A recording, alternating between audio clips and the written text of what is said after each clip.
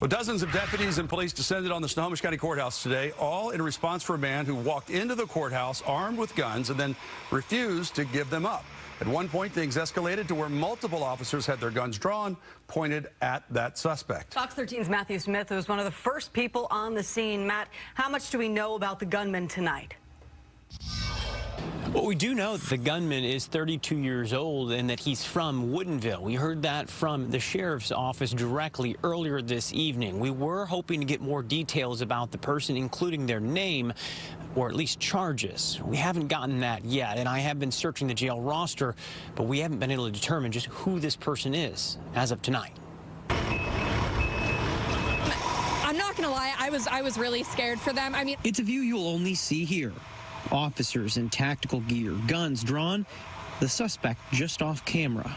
It was pretty overwhelming. Sam, a local paralegal, among the dozens that were rushed out as these law enforcement officers were rushing in. A very sobering feeling to see, countless officers running up with riot shields and rifles and, everything, and we're all being ushered away. The cause? A gunman. Tyson Avery was in the lobby when it all started. He had a gun and one rifle in his hands, another one out of his backpack, looked like a bulletproof vest on. He just said, "I'm not putting my guns down and you can't make me." And about the time they told him, "We don't want to hurt you and we don't want you to get hurt," I was gone. I don't know. The motive for his actions today are still under investigation. While unable to say much about why the man did it, the sheriff's office gave clarity on how things unfolded. Workers, jurors, and others got stuck inside. It was just like law enforcement with guns raised and perpetrator not actually guns raised or anything.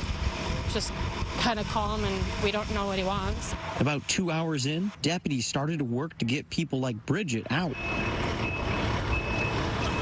It's definitely overwhelming when you see, the bomb squad pull up. Thankfully, before things escalated, the man was talked down.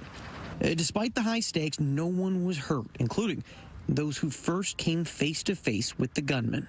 I see these security people almost every day. I'm friends with them. They're the best. And so just to know that someone went in there and threatened their lives is really, it's really sad. Certainly, there were a lot of scared people out here. I had a chance to talk with a lot of people ever since I got on the grounds here. A lot of people just didn't know what was going on. They were told to run, to move. A lot of folks saw police rushing in with that riot gear, with those shields and rifles. At the end of the day, this is a good news story, at the very least, for those who were most fearful, because no one was injured, no one was hurt.